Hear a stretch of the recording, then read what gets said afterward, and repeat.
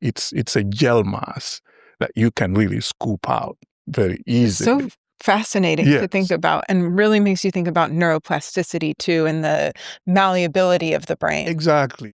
Trauma isn't just an event. It's a lifelong conversation between your brain, your body, and the environment. And here's the staggering truth. Studies show that people with a history of early childhood trauma, especially sexual trauma, can carry that imprint into their immune system and emotional health, literally in their cells. But here's the good news. The brain is plastic and healing is possible. Today, we're honored to sit down with Dr. Mbemba Jabbi, a leading clinical neuroscientist at Dell Medical School. Dr. Jabbi's groundbreaking work bridges neurogenetics, brain imaging, and effective neuroscience, helping us understand how genes, brain circuits, and trauma shape our emotional lives and how we can heal. Welcome to Trauma Rewired, the podcast that teaches you about your nervous system, how trauma lives in the body, and what you can do to heal. I'm your co-host, Jennifer Wallace. I'm a neurosomatic psychedelic preparation and integration guide. And I'm your co-host, Elizabeth Kristoff, founder of BrainBase.com, an online community where we use applied neurology and somatics to create resilience, capacity, and personal growth. And I'm also the founder of the Neurosomatic Intelligence Coaching Certification.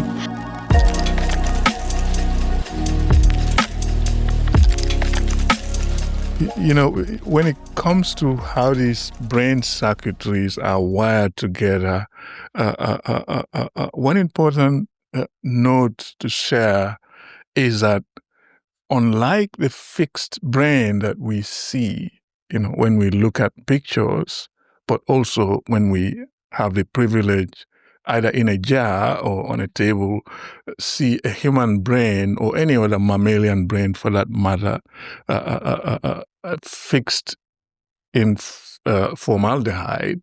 That's not how the living brain is like. So the living brain is more or less a well-organized, thick mass of gel. So meaning any part of the brain that a neurosurgeon wants to remove, they could literally choose either their finger or a spoon or anything. It's not like the muscle of my thigh or my arm that you have to really cut out. It's a gel mass that you can really scoop out very easily. So fascinating to think about, and really makes you think about neuroplasticity too, and the malleability of the brain. Exactly. So with that in mind, when we look at the neural circuitry, we have to think about the areas that enable us to scan our environment, whatever that is. So when I say scan, it's not only visual scanning, it could also be a combination of several sensory input, from visual to auditory. So for example, somebody who grew up in the jungle have learned very early on to really smell serpents that are dangerous. I mean, if you grew up in a city, you wouldn't know that. But the sense of smell is also very important to pick out danger.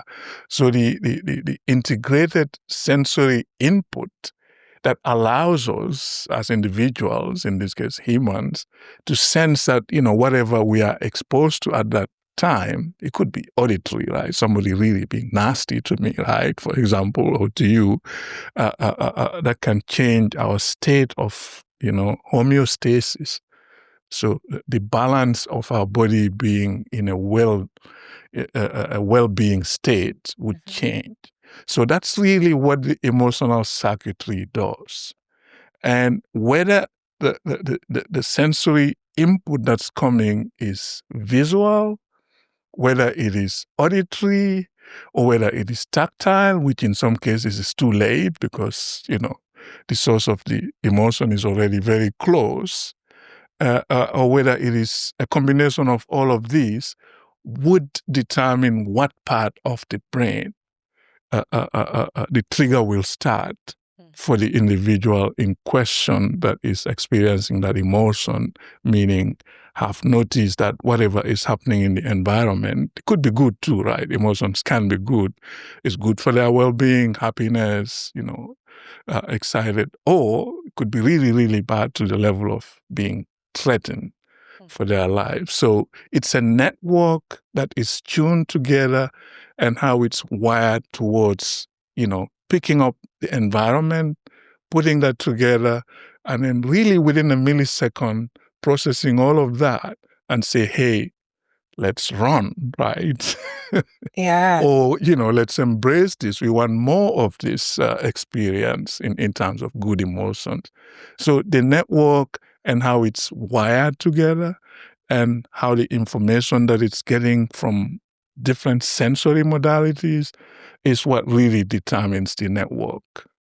This is really, we're so aligned in the things that you're talking about and the things that we talk about on the podcast, because our work is all about sensory inputs, right? We look at the nervous system in the brain in terms of input and then interpretation, and then you produce an output. And that output is your behavior, but also your internal state, the emotional experience. And so we're always looking at how do we begin to retrain our different sensory input systems, like our eyes, our vestibular system, the balance system in the inner ear, our body mapping system, our proprioceptive system, to start to create new experiences, clearer, more accurate information coming into the brain, and then working with the brain to regulate around that input so that it's interpreting it differently and creating a different response in the body. And so everything that you're saying just really aligns with that. And I think I would love to explore a little bit like some of these areas, like the insular cortex that is interpreting so much of that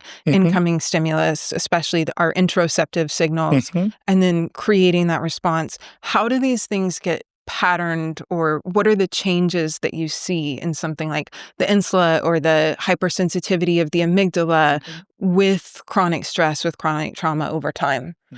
So great question. And when it comes to the insula or the anterior insula for this matter, it's a very interesting area of the brain because it's sort of like an epicenter, if I may use that word, that tunes out to the environment all of these